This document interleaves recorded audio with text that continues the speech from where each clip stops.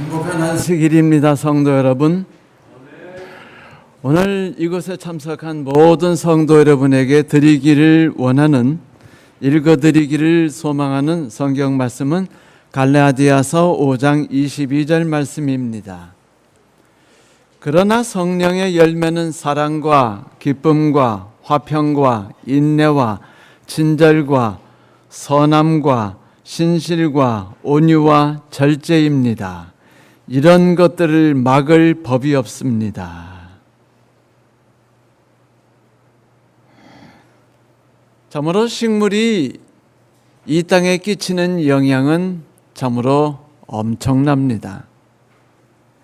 우리의 영혼을 소성시키고 우리의 삶을 즐겁게 만들며 부유롭게 만드는 것이 바로 식물이죠. 예수께서 그 식물의 씨앗을 이 땅에 뿌리러 오셨습니다. 우리가 그로 인해서 풍요롭고 행복한 삶을 만끽하게 되었죠. 사랑하는 성도 여러분, 하나님께서 뿌리신 씨로 인해서 우리가 행복한 삶을 살게 됐다는 걸 인해서 감사드립니다. 그러나 사단이 하나님께서 씨앗을 뿌리시면 하나님이 씨앗을 뿌리시는구나, 그리고 박수를 치면서 이쪽에도 뿌리시고 저쪽에도 뿌리시라고 하면서 도와드릴까요? 아니에요. 여러분, 예수께서 지금 가나안 땅에 천국의 씨앗을 뿌리셨다는 것은 곧 사단에게 한판 붙자고 말하는 겁니다. 이 전쟁은 결코 친구끼리 장난 삼아서 주먹으로 한 대 툭툭 치는 그런 전쟁이 아니에요.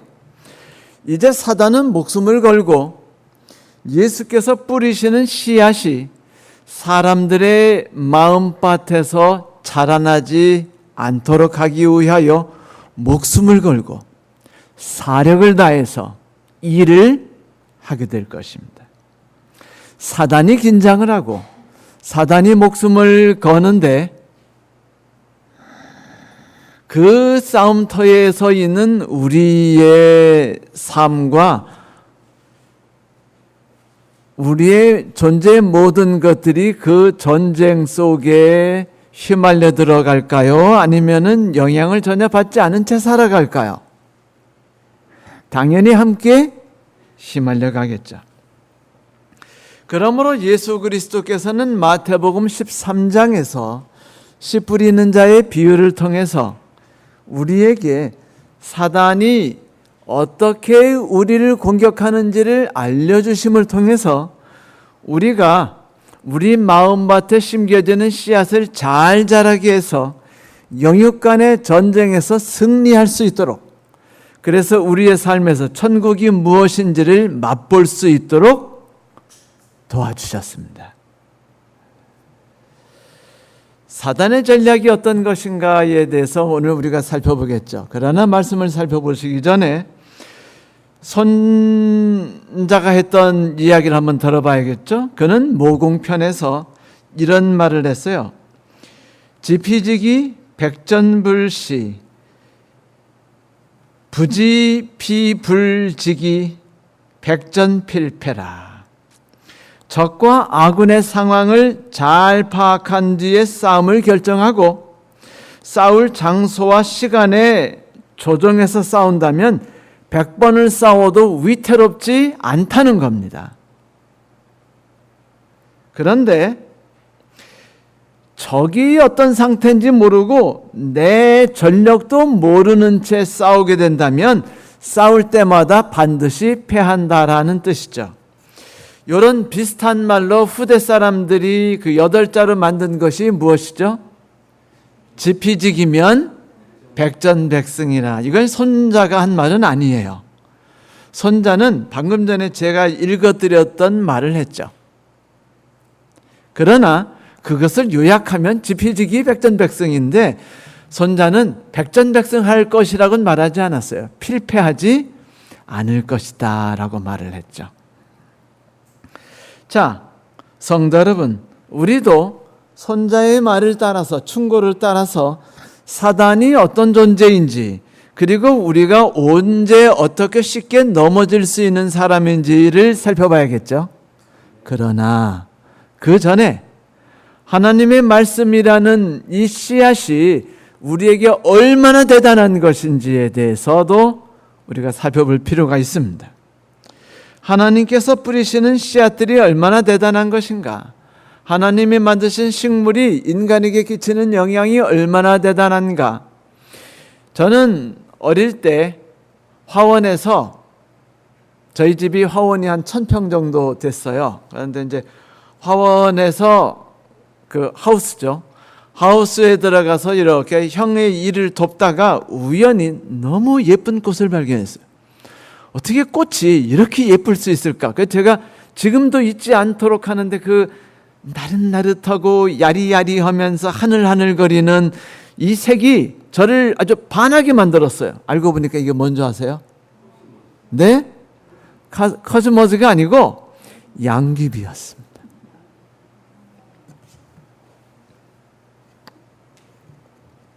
그래서 저는 이것이 인간을 이렇게 보기만 해도 행복하게 만들 수 있구나를 깨달았죠.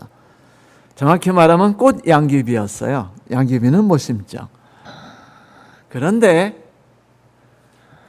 나중에 이게 마약이니 뭐니 하면서 좀 부정적인 생각을 가졌었죠.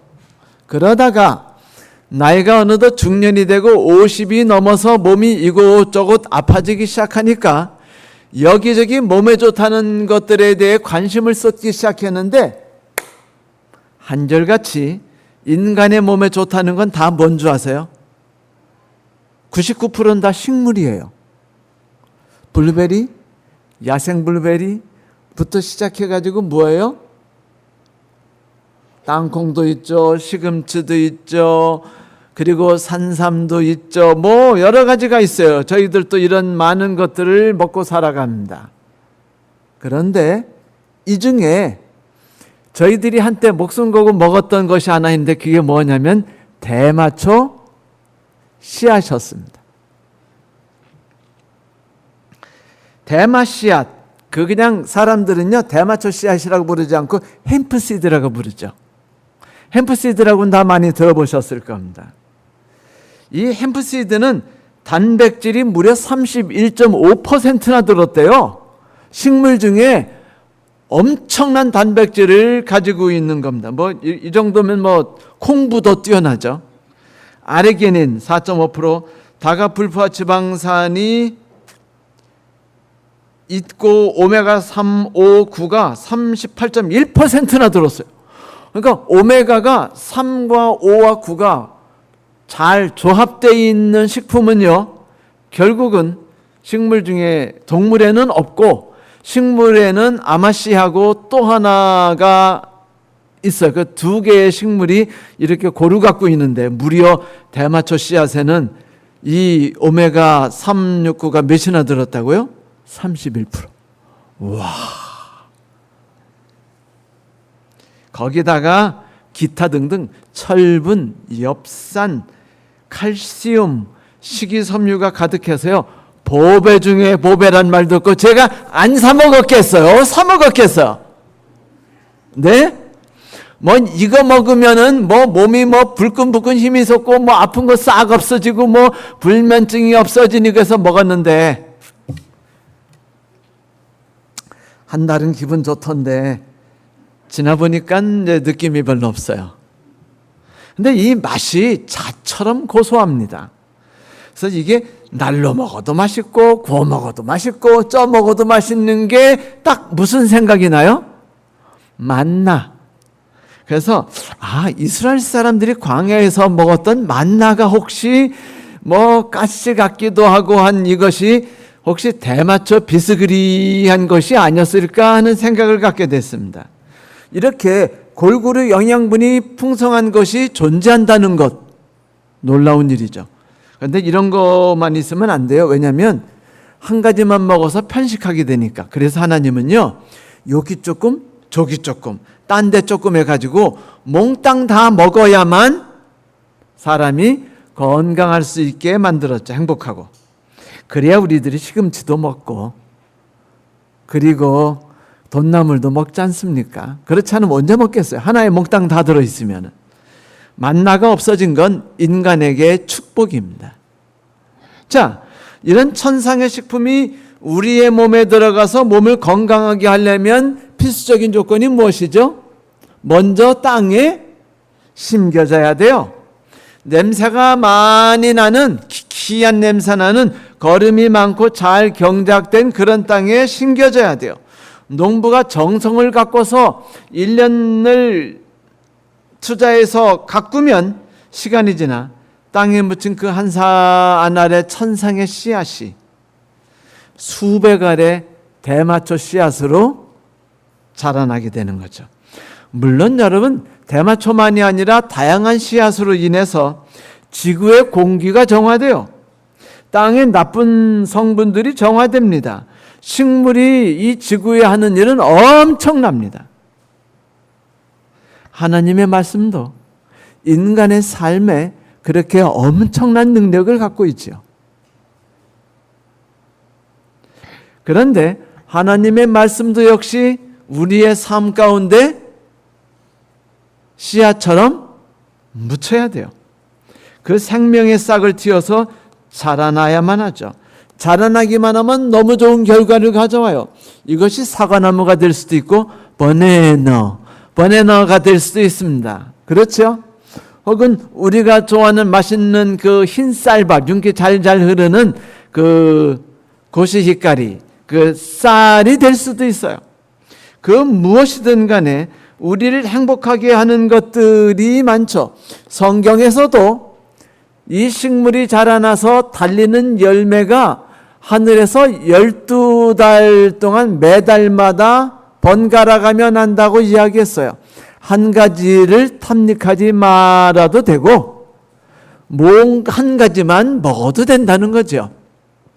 그런데 여러분, 사도 바울이 갈라디아 5장 22절에 역시 식물이 주는 대단함을 말하고 있죠. 성령이 열매, 사랑과 실학과 화평과 인내와 자비와 양선과 충성과 온유와 절제가 바로 그것입니다.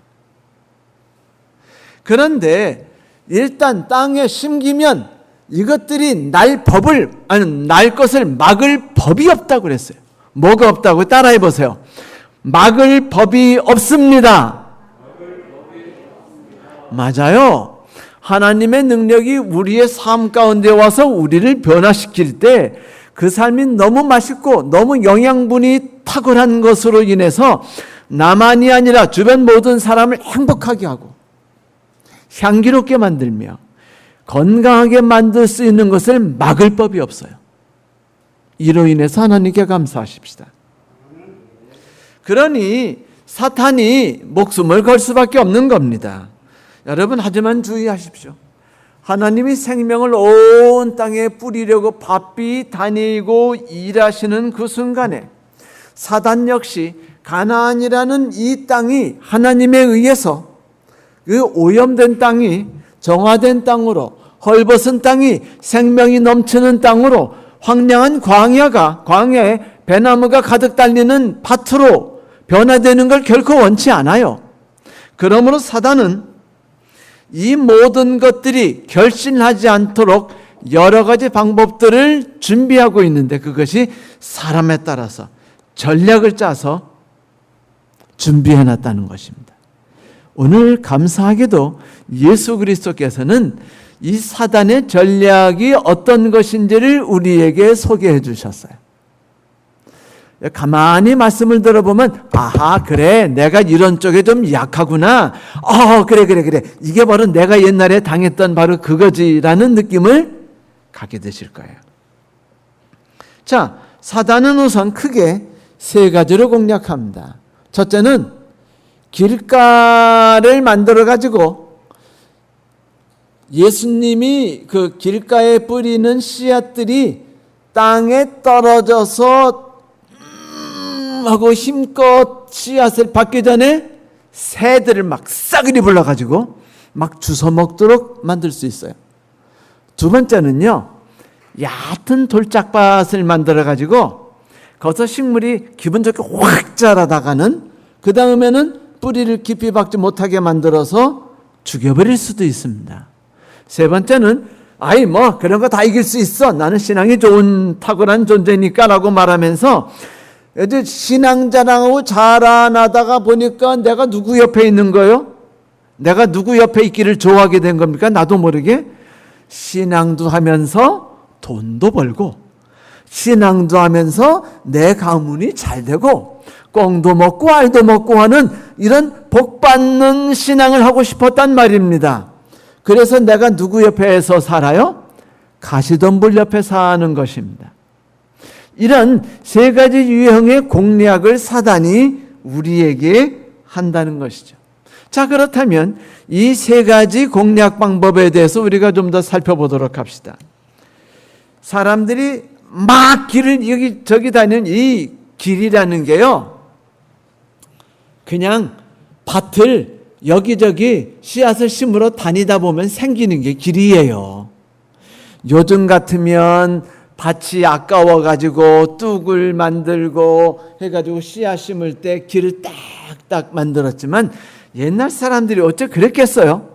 그러니까 길이 이리저리 그냥 나는 게 씨앗 뿌리느라고 가는 곳이 바로 바람 밟힌 데고, 밟힌 데에 씨앗이 뿌리면 그게 바로 길가밭인 겁니다. 자, 단단한 곳에 씨앗이 뿌려졌고 새가 날아왔다. 먼저 단단한 곳에 씨앗이 떨어졌어요. 사단은 사람의 마음밭이 단단해질 수 있도록 애를 많이 씁니다. 이 사람 저 사람이 밟고 지나가도록요. 막 뛰어다니기도 하고 씨앗을 심느라고 밟기도 하고요. 그래서 마음이 단단해지는 거예요. 연약하고 따뜻해요. 모든 사람들은 청년 때는요 아주 착해요. 텔레비전에 나와서 어린애 불쌍한 이야기하면서 10,000원만 내기를 하면 나도 모르게 어떻게 휴대폰에다가 100번째나 팍팍 눌러가지고 10,000원 신청을 합니다. 요게 20살이 넘어서 30살이 되면은요 하루를 생각해요. 그 다음에 50살이 되면은 별로 생각하지 않습니다. 저거 다 사기니까. 저 사람들 다 저렇게 해서 돈 벌어 처먹고 하는 거지. 우리가 한두 번 봤어? 그런 뉴스 많이 봤거든요. 그래가지고 관심을 안 가져요. 왜? 우리가 이 세상을 살아가면서 사기당했어요. 권력에 짓누름을 당했습니다. 힘으로 인해서 빼앗겼어요. 그래서 상처를 입었어요. 짓밟혔습니다. 괴롭힘 당했어요. 그래가지고 상처가 나서 웬만한 것은 어떻게 합니까? 막아요. 그래가지고 안 받으려고 준비할 때 누가 달려와요? 새들이 날아와가지고 단단해진 밭에 씨앗이 떨어지자마자 새가 날아와서 속삭입니다. 세상에 저렇게 좋은 걸 그냥 줘? 세상이 그런 곳인 줄 알아? 결코 그렇지 않아. 너에게 유익을 준다고 말하면 다 사기꾼이야. 10%가 아니라 100% 수익을 벌게 한다고 100% 사기꾼이야 라고 소개합니다. 속아 넘어가지 마. 너만 병신되는 게 아니야. 너희 집안 식구들이 다 인생 망치는 거야. 그런 마음에 속아 넘어가면 우리는 어떻게 돼요? 누가 조금만 좋은 걸 주려고 하면 따뜻한 마음으로 가까이 오면 저 자식이 내게 지금 사기치려 하는구나 라고 하면서 마음밭을 닫아버리고 새가 씨앗을 먹어서 넘어가게 하는 겁니다. 속지 않으려고 준비하니까요. 예전에 제가 영어학원 근무할 때 어떤 대학생이 우리 학원에 와서 왜 2달씩 받느냐 이거요. 한 달에 한 번씩 내면 안 되냐? 그랬더니 죄송합니다. 저희 학원은 한 권이 2달씩 돼가지고 2달씩 받습니다. 이해해 주세요. 그랬더니 내가 이 학원을 어떻게 먹고 2달치를 한꺼번에 냅니까? 그 친구 대학생인데 벌써 많이 닳고 닳았어요. 아마 부모와 형제로부터 친구로부터 많이 당했나 봐요. 가치 있는 행동, 선한 행동, 남을 배려하는 행동, 용서하는 행위들이 결국은 다 남을 다치게 하는 것이라고 우리는 계속 주입받습니다. 친자가 동정을 베푸는 것이 얼마나 위험한지 알아요. 할머니, 짐을 들고 계시는구나. 이고진 저늙으니 짐 벗어 나를 주어. 그렇죠? 하고서 이제 짐을 벗어 달라고 하고 도와주다가 길가 골목으로 들어가서 차에 실려가지고 새우잡이로 가는 거예요. 마음밭이 단단해지고 새가 날아옵니다. 세상을 이렇게 만드는 것이 사단입니다. 그래서 우리로 하여금 가치 있는 것을 두려워하라. 아름다운 것에는 경계심을 품고 일단 의심을 품고 가까이 가지 마라. 더 좋은 게 있는데 너한테만 가르쳐 주는데 무조건 도망가라. 아니면 새우잡이 선에 잡혀간다. 사람들이 정신적인 두려움을 갖고 있어요. 상처를 가지고 있습니다. 그래서 웬만한 좋은 것들에 대해서 워낙 많이 상처를 입었기 때문에 거기에 대해 경계심을 갖고 있어요. 하나님의 말씀이 우리에게 다가올지라도 거기에 대해서 No. 나는 여기에 가까이 하지 않을 거야. 난 당신 같은 사람들이 싫으니까 당신네들끼리 저기 무인도 가서 사세요 제발. 이라고 말할 수밖에 없게 되는 거예요. 그러는 와중에 좀 고민을 할까 생각하는데 텔레비를 딱 트니까 고민할까 말까 하는데 텔레비 트니까 뭐가 나오는 거예요? 와, 한국과 브라질의 축구 경기가 열렸어요. 그래가지고 막 신나가지고 그거 보고 나니까 조금 아까 들었던 성경에 대한 이야기, 어떤 분의 좋은 그리스도인 얘기가 어떻게 돼요? 싹 날아가가지고 기억이 전혀 안 나게 돼버렸습니다. 이게 사단의 전략이에요.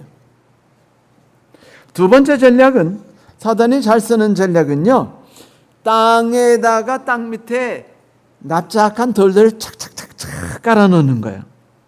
그러면은 씨앗들이 딱 자라는데 돌이 있으니까 좀 고기가 좀 돌이 좀 밤에도 열기를 받아가 좀 더 따뜻하게 흙을 만들어줘서 그 씨앗이 뿌리면 좀 더 빨리 자라요. 슉 하고 자랍니다. 그럼 마치 막 있죠, 막 할렐루야, 막 하나님을 만났다, 감사합니다, 내가 예수를 만나서 복을 받았네라고 노래 부르고 막 열정적으로 흥분하다가 이렇게 신앙생활을 하고 아주 신나는 신앙, 활력 있는 신앙을 즐기는데 곧이어서 어떻게 돼요?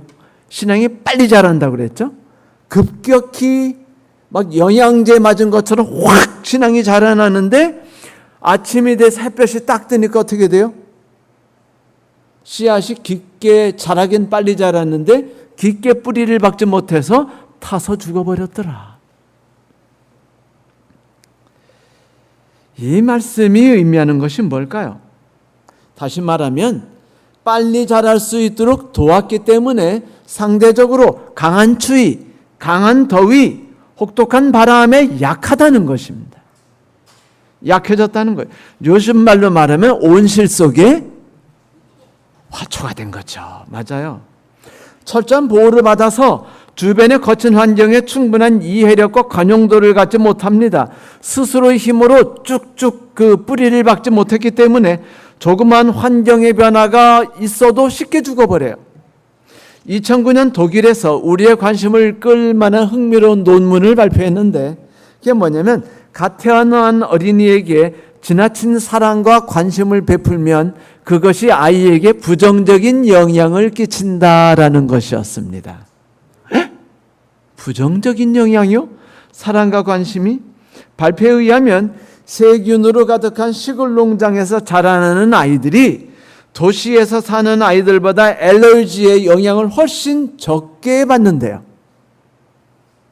또 어릴 때부터 아프기만 하면 항생제 빠박 놓고 아프기만 하면 마데카솔 하고 발라주면서 이번 주 일요일 날 가가지고 마데카솔 사러 가야지 하고 생각하는 사람들에게는 더 상처에 쉽게 감염되고 그것을 자생적으로 빨리 낫도록 하는 힘이 약해진다라는 것이 발견됐어요.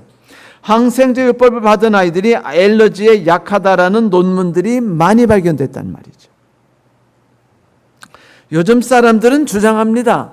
우리의 사랑하는 어린아이들이 모든 불편한 것으로부터 철저히 보호받고 관리를 받아야 된다. 꽃으로도 아이를 때리지 마라. 우리의 자녀들이 의미 없이 인생을 낭비하지 않도록 철저히 애들의 인생 스케줄을 쫙 짜줘라. 쫙 짜줘라.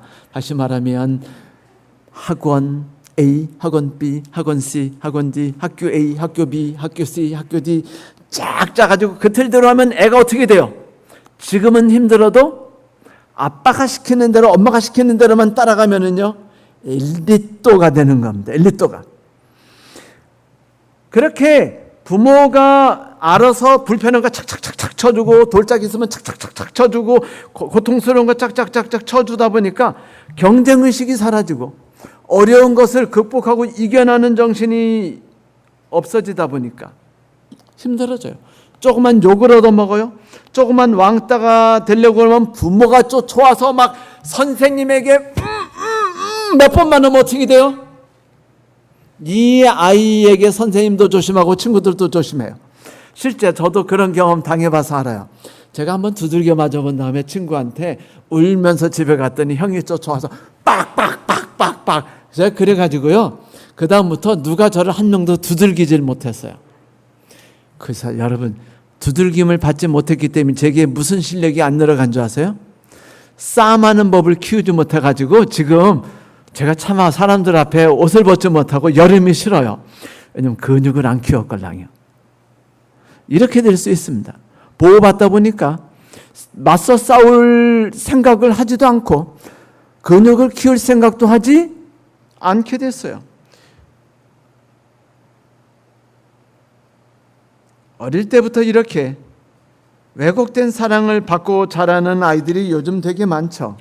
그런데 여러분, 이렇게 아이들이 자라나면 문제들이 생겨요. 이 아이들이 부모의 보호를 받는 데서 약간만 떨어지기만 하면 쉽게 상처받고 쉽게 자살하고 쉽게 총기를 난사해버리는 겁니다. 왜냐하면 내게 닥쳐온 어려움을 어떻게 컨트롤할 줄 몰라요. 왜? 너는 컨트롤할 필요도 없어. 내가 다 해줄게 라고 부모가 해주셨기 때문입니다. 그래서 쉽게 자살하고 쉽게 분노하고 쉽게 좌절합니다. 작은 태풍, 작은 뜨거움, 작은 추위를 우리가 견뎌내는 것들을 했다면 태풍과 뜨거운 햇빛을 마음껏 즐겼을 텐데, 작은 그 열기와 작은 추위를 우리가 보호받았기 때문에 우리가 태풍을 즐길 수 없게 됐다는 것이죠. 그게 우리에게 축복이 아니라 저주로 다가올 수 있게 됐다는 겁니다. 고통, 어려움을 만나는 것이 우리를 해롭게 하는 것이 아니에요. 헨리 비처라는 분은 난관은 하나님께서 우리를 더 나은 존재가 되도록 가꾸시는 도구라고 말하기도 했어요. 이제 제 얘기 조금 해드리죠. 제가 나이 어느덧 55세가 넘어서 그러니까 8, 9년 전이죠.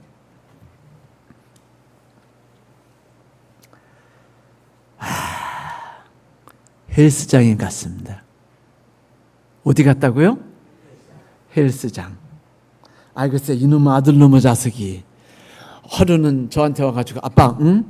제가 아빠 이름으로 헬스장 끊었어. 6개월치 끊었으니까 아빠 헬스장 가. 그 얼마 되지 않아. 내가 그 용돈 만들어가지고 아빠 선물하는 거야. 막 마음이 뿌듯해지고 행복했어요. 그래서 이제 같이 그러고서는 흐뭇한 마음에 아들하고 같이 갔어요. 샤워비도 아끼고, 그럼 우리 집에 뭐도 줄어들고, 물값도 줄어들고, 겸사겸사.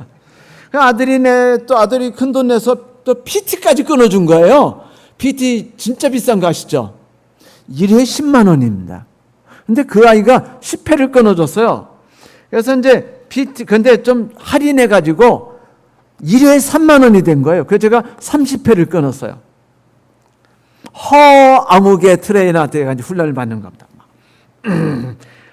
여러분, 첫 주 딱 끝나고 나흘째 되는 날이요, 헬스장 가기가 싫어요. 왠지 아세요? 알배 가지고 팔다리 허리 어깨 안 아픈 데가 없어요. 손을 못 움직이는 겁니다. 밥을 못 먹고 세수를 못 해요. 엉덩이 근육이 너무 아파가지고 어디 앉을 수도 없어요. 이야, 진짜. 그런데 이 양반이 계속 제게 런지를 시키고 그 다음에 스쿼트를 시키고 무거운 거 계속 들게 하는 겁니다. 나중에 설설 그 코치가 무서워졌고요. 헬스장 가는 게 설설 피하게 됐어요. 그래서 어느 날 맘 먹고 트레이너한테 물었어요. 아니, 왜 이렇게 과도하게 운동시키는 겁니까? 트레이너 말, 과하게 운동해야 됩니다. 그래야 근육이 찢어져요. 근육이 찢어져야 근육이 커지기 시작합니다. 근육이 커지면서 견고하고 단단해지죠. 같이 훈련받던 저와 함께 학원 다니던 학원 교사가 있었어요. 이분은 허리가 너무 약해서 1년에 2번씩 병원에서 일주일 이상 앓아눕던 분이었는데 이분이 우리 아들 때문에 잡혀와가지고 거기서 헬스를 다녔는데 저와 같이 하는 거예요. 근데 그분이 그래요. 저한테, 목사님, 헬스장 트레이너는요 항상 내 힘을 능가하는 운동을 시킵니다. 포기하려도 계속해요. 저 얼마나 많이 울었는지 모릅니다. 그런데 울어도 시켜요. 그래서 울면서 들었습니다라고 말해요. 그런데 6개월 지난 다음에 그분이요 허리 아픈 게 싹 나섰어요. 평생을 괴롭히던 고질병이요 완전히 낫더니 이분이요 신나가지고 헬스장에 하루에 2시간, 3시간 막 있더니 아픈 게 나섰잖아요. 그 헬스장에 다 몰리죠. 그래서 이분이 나중에 학교 선생하면서 헬스장 코치가 됐어요.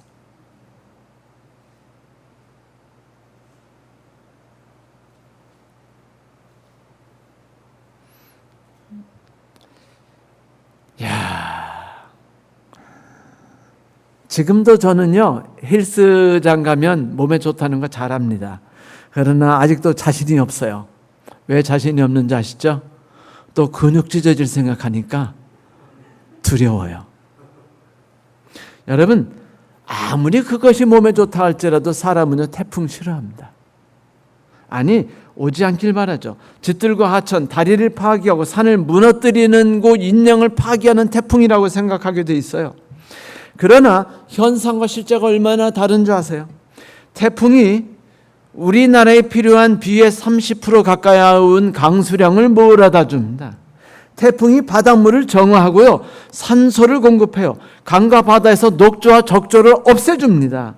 육지에서는 대지와 하천의 더러움을 제거하고 대기를 깨끗이 순환시키고 공기를 맑게 해줘요. 나무를 좀 더 강하게 만듭니다. 태풍을 받은 나무와 태풍을 받지 않은 나무는요 나무의 질이 다르대요. 그래서 어떤 분이 말하기를 태풍은 눈에 보이지 않는 경제적 이익이다라고 말했습니다. 무엇보다 중요한 건 뜨거운 햇빛, 혹독한 추위, 무더운 더위, 무서운 태풍같이 우리를 불편하게 하는 게 실은 우리와 함께 살아가는 그런 존재들이라는 것이죠. 단지 불편할 뿐이에요. 분명한 건 그 불편함이라는 것이 사단이 우리를 괴롭히는 존재이기도 합니다. 왜냐하면 신앙생활 열심히 하다가 조금만 어려운 일 닥치면 무슨 생각이 빡 들어요? 하나님이 살아계시면 왜 나한테 이런 어려운 일을 주시는 거야? 라는 말을 하게 되면서 신앙을 때려치게 됩니다. 또 안식일 지켜야 되는데 뭐 직장 상사 교회 그러려면 뭐 직장 때려치라고 이러다 보면 이제 마음이 연약해지면서 그냥 직장 다니고 그냥 교회를 멈춰버리게 돼요. 그리고 이렇게 말하죠. 하나님 살아계시면 이렇게 하실까? 역시 안 계신 게 맞았어. 내가 그때 왜 이렇게 그냥 흥분을 하면서 광분했지? 신앙 갖는다고? 이렇게 하면서 신앙을 떠나버리는 거예요. 그러나 그 불편함이 우리의 삶을 더 풍요롭게 만들고 이해력을 넘게 만들며 나만의 세계가 아니라 다른 사람과 함께 살아가는 세계가 내가 사는 세계라는 걸 알려주는 것이라는 것을 우리는 자주 잊게 되죠. 그래서 바울은 우리에게 고통을 당하면 즐거워하라고 말했던 겁니다. 다만 우리는 환난 중에 즐거워하나니 이는 환난은 인내를, 인내는 연단은 소망을 이루는 줄을 알미라 라고 말했죠. 그래도 어려운 시련이 닥치면은, 다시 말하면 남편이 바람펴요. 남편이 무능력합니다. 남편 인생에 꿈이 없어요. 이거요, 혹독한 태풍보다 더 무서운 태풍이에요. 이런 그 친구가 나를 괴롭히고 속여요. 저도 목회하면서 그런 일을 당한 적이 있어요.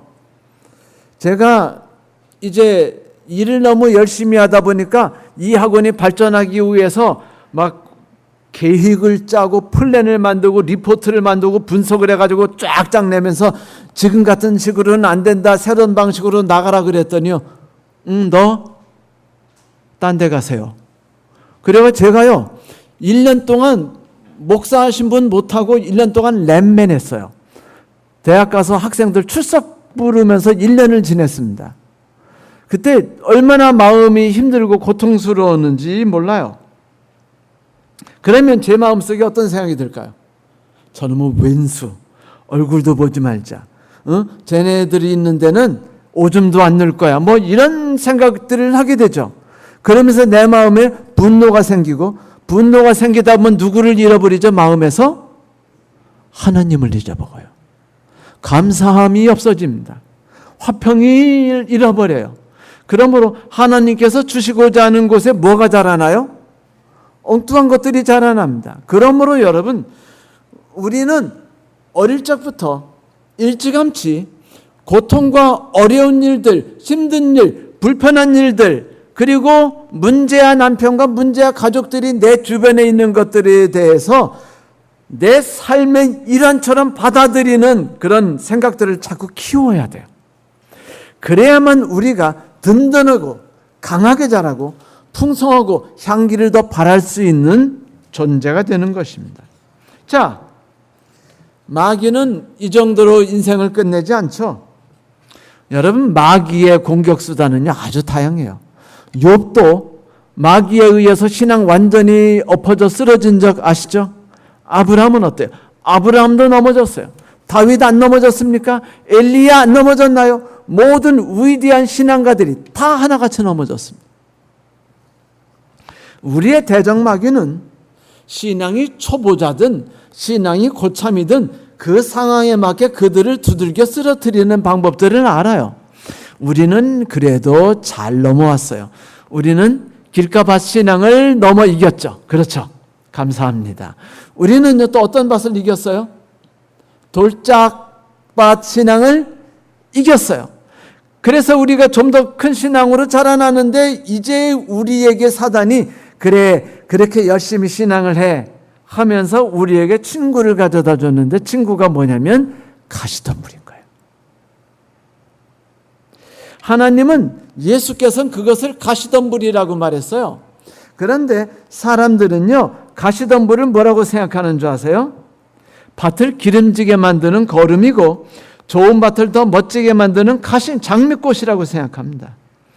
채 뽑지 못해 남아있는 장미꽃이 우리와 함께 자라나면서 영양분을 다 뽑아감으로 내가 땅에 박아서 먹을 수 있는 것들이 없어지고 있다는 것을 생각하지 못하도록 만들어. 이건 무엇을 뜻하느냐? 내가 내 뿌리를 하나님께 깊이 받고 그분을 의지하지 않고 어디를 의지하게 만든다는 겁니까? 가시덤불이 주는 그늘을 의지하게 만들고 가시덤불이 주는 혜택을 기대게 만든다는 겁니다. 그러므로 인해서 내 삶이 문제가 되는 것이에요. 예수는 이것을 두 가지로 크게 표현했습니다. 첫 번째는 재물, 두 번째는 세상에 대한 염려라고 말했습니다. 예수는 재물과 세상에 대한 염려가 우리의 신앙을 쓸모없게 만들어버릴 수 있다라고 하셨어요. 신앙생활을 열심히 하는 그리스도인들이, 교회를 안정되게 다니는 그리스도인들이 어느덧 탄탄한 신앙을 갖게 됐을 때 자기도 모르게 자라나고는 있는데 어떻게 돼요? 비실거리고 자라나고 열매를 못 맺고 자라난다는 겁니다. 여러분, 좋아요. 이겼어요. 그래가지고 이만큼 자라났어요. 그런데 이만큼 자라나가지고 곡식을 맺지 못하면 자라난 거는요, 나만 고통스러운 게 아니라 내 옆에 있는 같은 그 밀이나 보리에게도 피해를 주는 거예요. 앉아서 영양분만 빼앗먹는 밥충이가 되거든요. 다시 말하면 적당히 자라나는 것도 문제라는 겁니다. 더 이상 자라나지 않으면, 진보하지 않으면, 다음 단계로 넘어가지 않으면. 그런데 신앙이 다음 단계로 넘어가지 못하도록 막는 것이 뭐라고요? 세상에 대한 염려와 재물에 대한 관심이다 라고 말하셨어요. 이런 거죠. 하나님이 내 인생을 책임져 주시고 하나님이 나와 함께 하시니까 내게 두려울 것이 뭐 있느냐? 여호와는 나의 목자시니 내게 두려움이 없도다. 내가 쉴만한 물가로 인도함을 받고 있다라고 행복해하기보다는 염려가 되는 거예요. 여러분 아침에 일어나서 기도하실 때 요즘에 내가 염려와 걱정으로 잠을 못 이루고 있고 내가 요즘 마음이 좀 몸과 마음이 찌뿌둥하고 아프고 있구나 라고 생각된다면 아하, 조심해야 되는구나 라고 생각하십시오. 왜냐하면 그때는 나도 모르게 하나님을 의지하던 마음이 설설설설 누구를 의지하는 마음으로 바뀌어가고 있다는 걸 말하는 것이죠. 재물이나 다른 것을 의지하고 있다는 걸 말하는 것입니다. 그러므로 염려가 생겨요. 왜? 하나님이 책임져 주실 내 삶, 어제 금요일 저녁 설교를 다 들으셨다면 이런 말이 무슨 얘기인지 충분히 이해하시죠? 광고 잠시 1분짜리 광고하겠습니다. 금요일 날 설교 로마서가 유튜브에 올라가 있거든요. 이것이 여러분들에게 큰 도움을 주니까 힘드시더라도 꼭 읽어주세요. 짜잔, 광고 끝났습니다. 자, 돌아왔어요, 광고. 여러분 꼭 집에 가셔서 금요일 유튜브 보시기 바랍니다. 그리고 꼭 그 좋아요 눌러주시고 그리고 저거 해주세요. 구독 신청해주세요. 자, 이제 계속하죠. 성도 여러분, 내가 세상을 의지하게 되면은 하나님을 덜 의지하게 되고 하나님을 덜 의지하면 자꾸 염려하게 돼요. 세상을 어떻게 살아가지? 앞날은 어떻게 준비하지? 내 자식은 어떻게 키워야 되지? 이런 것들을 준비해야 되는데 바쁘구나. 마음이 바빠. 그리고 이러기 내 삶을 좀 더 안전하게 만들려면 뭐가 필요하다? 머니가 필요하다. 머니가 머니라고 하지 마세요. 머니가 필요하구나라는 생각을 들어요. 물론 그런 것들이 우리의 삶을 풍요하게 만들기도 합니다. 염려하기 때문에 고민하고 고민하기 때문에 방법을 만들기도 해요. 하지만 대부분 그런 것들은 하나님에 대한 신뢰감을 잃어버리면서 조금씩 생겨나는 병폐이기도 합니다.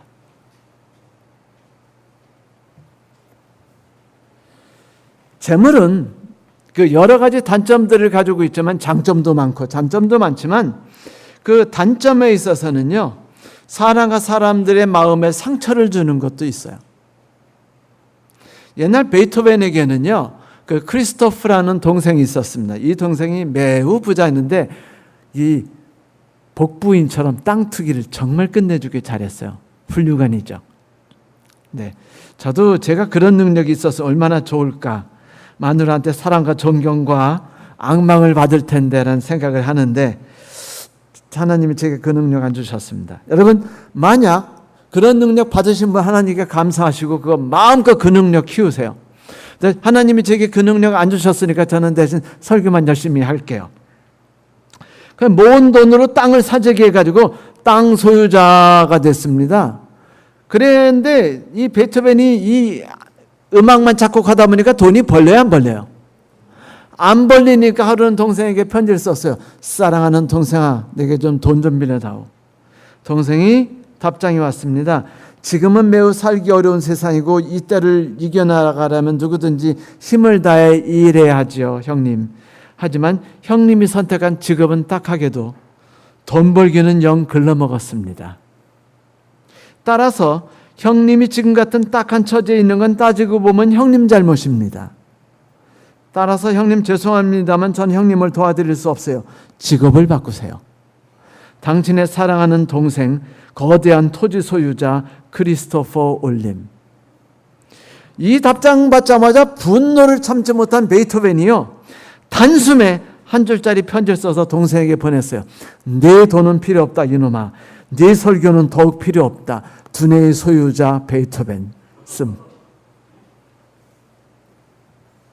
이렇게 돈이 사람과 사람 사이를 갈라버렸어요. 우리는 신문에서 이런 얘기 많이 듣죠.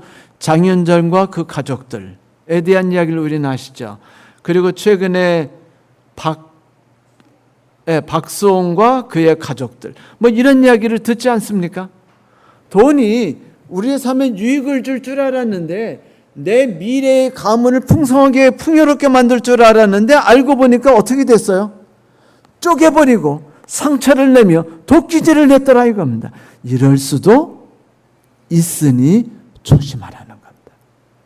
하나님이 재물을 주시면 아멘 하고 받으세요. 돈을 마음껏 불리세요. 그러나 돈이 나의 삶에 행복을 줄 것이라고 믿지는 마세요. 돈이 나에게 더 나은 삶을 줄 거라고 생각하고 그걸 의지하지 마세요. 그 순간이 무서운 순간인 겁니다. 하나님이 돈을 싫어하게 하는 건 아니에요. 돈을 의지하지 않도록 하는 거죠. 그러므로 성경이 뭐라고 말합니까? 돈을 사랑하는 것이 일만하게 뿌리다. 그거는 돈을 너무 의지하는 것이 일만하게 뿌리라는 것이에요. 돈을 의지하면 의지할수록 누구를 의지하지 않습니까? 하나님을 의지하지 않아요. 여러분, 제가 사랑이 너무 많아가지고 한복현도 사랑하면서 이미자도 사랑하고 박난이도 사랑하고 주양란도 사랑할, 그렇게 사랑이 넓은 존재인가요? 아니에요. 사랑은 배타적인 존재입니다. 하나만 쏟기도 힘들어요. 능력이 모자랄 수도 있습니다. 똑같아요. 우리가 의지하고 의존하는 존재, 마음을 쏟는 존재는 오직 하나입니다. 하나님을 의지하고 돈을 버시고, 하나님을 의지하고 하나님을 신뢰하고 돈을 모을 수는 있어요. 그 돈으로 누군가를 행복하게 돕고 교회가 행복하게 돕고 할 수 있습니다. 하나님 주신 축복이니까. 하지만 그것이 나의 삶을 더 유익하게 만들며 나에게 힘을 준다고 믿지 마십시오. 그 순간 우리는 하나님을 신뢰하는 힘을 잃어버리기 시작해요. 그 순간 내 신앙이 어떻게 돼요? 질식당하기 시작합니다. 돈이 뭐가 됐어요? 가시덤불이 된 거예요. 세상 염려가 똑같은 말입니다. 세상 염려 그거예요. 하나님을 신뢰하면은 안 돼라고 생각했어요. 그래서 세상 사람들을 의지하고 세상 권력을 의지하고 세상의 부정적인 방법들을 의지해서 살아가 보니까 어때요? 좀 더 나은 겁니다. 목회자 사회도 똑같아요. 승진하고 성공하는 사람들 대부분을 보면 어떤 사람이에요? 다 부정적인 일을 하는 사람들이 더 잘 승진하는 건요, 세상의 공통적인 원리입니다. 그러다 보니까 우리도 모르게 어떤 생각해요? 하나님 말씀대로 살면은 쪽박차기 십상이고, 그러니까 어떻게 해요? 하나님 의지할 수 없고 세상을 의지하자라고 생각하니까 점점 어떻게 돼요? 누구를 의지해야지? 이번엔 어디에 불 붙을까? 이번엔 어떻게 살아야 되지? 그래서 그 염려하는 거예요. 내가 세상을 마주 싸워요. 하나님이 함께 하시겠다고 했는데 내가 혼자 싸우는 겁니다.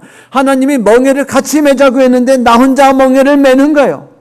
힘들게, 고통스럽게. 그래서 내 인생이 힘들어지는 겁니다. 그러면서 하나님과 멀어지기 시작하면 하나님이 주시는 말씀이 더 이상, 하나님을 의지하는 마음이 더 이상 자라지 못하고 그로 자라는 뿌리가 약해지기 때문에 우리의 신앙이 약해지죠. 많은 성도가 그러죠. 목사님, 저는 신앙 20년 했는데 왜 초년 신앙보다 약해지는 것 같죠? 이때쯤 되면 돌짝밭 신앙은 아니에요. 이때쯤 되면 길가 신앙은 아닙니다. 그러나 만약 지금 그런 느낌이 들거든, 이렇게 생각하세요. 혹시 가시덤불이 내 옆에 있고 내가 그것을 의지하고 있지는 않는가? 내가 하나님을 의지하지 않고 뭔가 다른 것을 의지하고 내 힘으로 이 세상을, 혹독한 세상을 살아가려다가 염려 속에 빠지게 되고 두려움 속에 빠지게 되고 그렇게 하지는 않았는가? 그러나 모든 성도 여러분, 사단의 공격이 아무리 집요하고 거세대할지라도 너무 염려하지 마세요. 우리의 왕이신 예수께서 우리와 함께 하십니다. 예수께서는 이렇게 말씀하셨어요. 좋은 땅에 심겨진 씨앗은 60배, 30배, 100배의 성과를 거두리라. 그래요. 우리는 이 모든 것을 겪어서 이기고 승리할 수 있습니다. 왜냐하면 우리는 사단의 전략을 다 알았기 때문에요. 사단의 전략 1단계, 사단의 전략 2단계, 사단의 전략 3단계를 다 이해했어요. 다 깨달았습니다. 그러므로 우리는 사단이 공격하면 저쪽으로 공격하는구나 하면 저쪽에다가 병사 따다닥 보내고 거기를 보수하고 하면 되는 거예요. 그렇지 않습니까? 나의 역점이 뭔가요? 그걸 보수하십시오. 그거를 경계하세요. 그러면 우리는 하나님께서 원하시는 옥토밭이 될 거라고 저는 믿습니다. 여러분, 사단의 공격이 모두가 해가 된다고 믿지 마세요. 미리삭이 빵이 되기 위해서는요, 미리삭이 부서져야 돼요. 우리가 향기를 품고 있는 맛있는 빵을 먹기 위해서 그것이 고통을 받아야 된다는 걸 잊지 마십시오. 뜨거운 불에 들어가야 된다는 것도 잊지 마십시오. 그러나 또 하나도 잊지 마십시오. 내가 거기서 무한정 아무런 계획이 없이 무한정 뜨거운 고통 속에 헤매고 있지 않다는 것. 어느 사모가 제게 아니라 솔직히 말하면 제가 사람들이 저를 좋아하겠어요. 네. 그런데 이제 우리 집 사람을 좋아하는 사모들이 많으니까 사모가 우리 집 사람에게 이제 빵을 보내주기 시작해. 통밀빵, 통밀 샌드위치빵, 통밀 동그란빵, 이 빵, 저 빵, 저 빵, 저 빵, 까자까지. 그러니까 우리가 먹으니까 너무 행복한 거예요. 그래서 우리가 만들자. 그러니까 우리만은 그래 저한테 여보 옛날 당신 30몇 년 전에 당밀이 그 현미 압력밥솥에다가 통밀빵 먹는데 그때 너무 맛있어. 제가요 그때 속아가지고 그 말에 속아서 그래 내가 할 수 있어 그러고 통밀빵을 샀어요. 글쎄 미국에 나오는 통밀가루, 한국 진도에 나오는 통밀가루 사가지고요 만들었는데 시키는 대로 다 했는데요 쪼그라졌어요. 이게요 이스트 적당히 넣어야 하고요 적당히 부풀려야 되고요. 온도 딱 맞춰야 되고요. 시간도 딱 맞춰야 돼요. 요거 안 되면은요, 빵이요. 대충 빵이 되든지, 엉망빵 되든지, 맛있는 빵 되든지 너무 타버린 빵이 됩니다. 과도한 빵이 돼요. 그래서 저는요, 그다음부터는요, 온도 맞추기, 이스트 맞추기, 그 다음에 정확하게 분량 맞추기 얼마나 머리 아프게 신경 쓰는지 몰라요. 맨날 그것만 하면 머리가 아파요. 오늘도 통밀빵 만들어야 하는구나. 그 모든 과정을 어떻게 할까? 여러분 만약 그렇다면 우리를 아름다운 하나님의 통밀빵으로 만들기 위해서 세상의 향기가 되기 위해서 하나님이 우리를 구우실 때 그분이 우리를 위해 쏟는 신경과 계획과 그리고 그 종이에 써는 그거 뭐라고 그러죠? 레시피 메뉴는 얼마나 대단할까요? 얼마나 철저할까요? 잘못되면 우리 인생이 망가질 텐데 하나님이 우리의 모든 인생을 계획하고 있지 않습니까? 하나님이 그것을 매일같이 철저하게 타이밍 맞춰서 온도 맞춰서 조절하고 계시지 않습니까? 그렇다면 내가 오늘 당하는 삶이 고통스러운 삶이든 지겨운 삶이든 지겨운 왼수 같은 남편이든 간에 여러분 다 감사하십시오. 그 모든 건 하나님이 우리로 하여금 좀 더 나은 삶을 향해 나갈 수 있도록 돕는 선물입니다. 새벽은 한밤중에 태어난다고 누가 말한 적이 있어요. 어쩐 말이죠? 제가 말하진 않았습니다. 오늘 우리가 마주치는 어려운 시기들이 우리로 하여금 이 캄캄한 땅에서 우리의 뿌리를 더욱더 땅에 깊이 박고 좀 더 건강하고 잘 자라게 할 수 있도록 만드신 하나님의 주신 기회라고 믿으면 어떨까요? 그리고 그분을 의지하고 우리의 신앙을 마음껏 자라게 하면 어떻겠습니까? 여기 이런 말씀이 있어요. 그 Irv Headstrom이란 분이요. 하나님께서는 우리를 익사시키려고 물속 깊이 끌어당기지 않으신다. 오히려 우리를 발전시키려고 오늘도 물속으로 끌어당기신다. 감사합니다. 말씀을 마치겠습니다.